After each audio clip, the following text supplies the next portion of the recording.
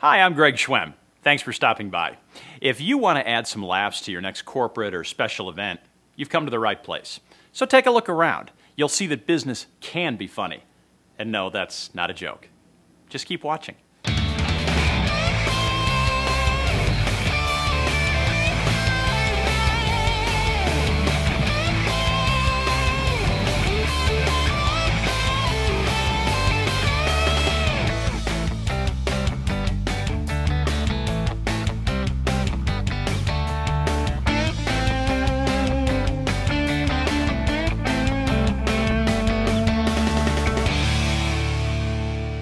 Work for business people like you in business settings such as this, so I don't tell jokes per se.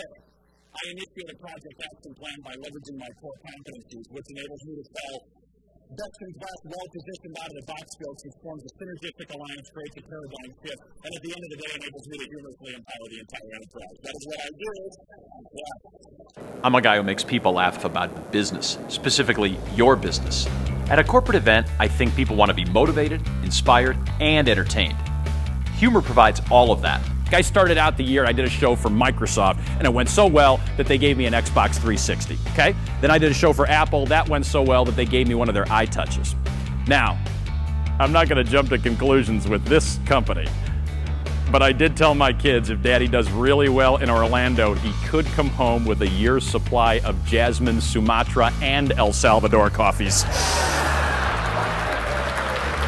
Hopefully you all got a chance to network. That's what you've been doing. That's the big buzzword at these conventions now. Everything's networking. It's always the networking luncheon followed by the networking reception and the networking dinner. I mean, do we have to network all the time, people? I mean, at a 3-day conference like this, don't you think we should have at least one don't bother me breakfast? You know, I mean, I think today'd be a good day for that.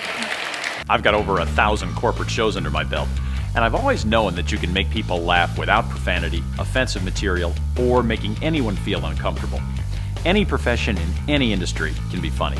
I mean, I'm not a diabetic, okay, but I'm watching this commercial for this drug that helps you manage your diabetes. And it says at the end, it says you should not take this drug if you're in the late stages of heart failure.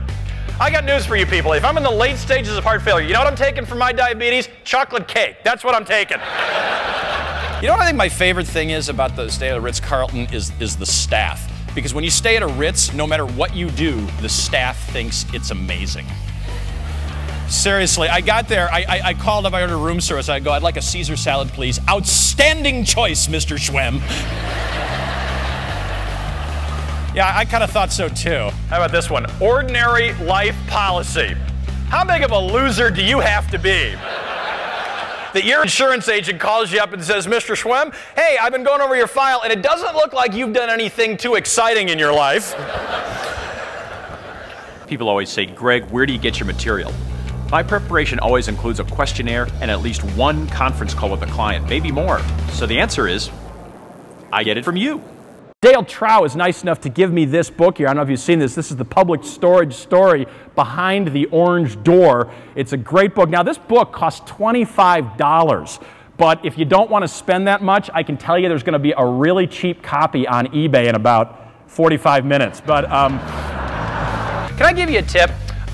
Next time you're at a convention and you're walking around the streets of the city at night, it is not necessary to wear your Accord Loma badges.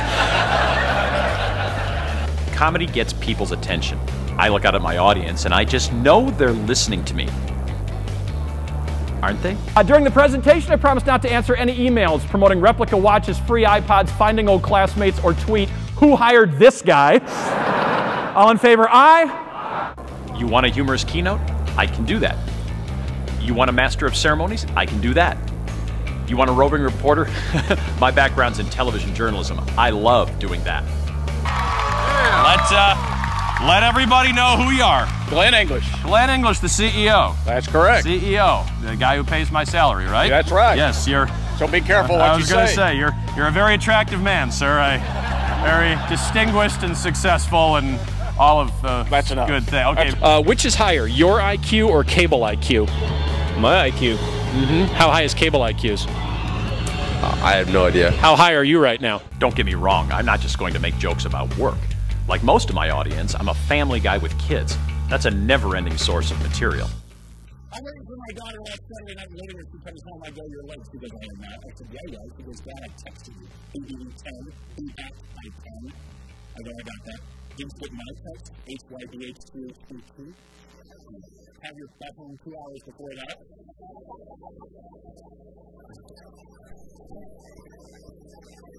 I always like to stop the show while all the parents go, okay, what was that one again? Let me just, I know it sounds biased, but I firmly believe comedy works anywhere.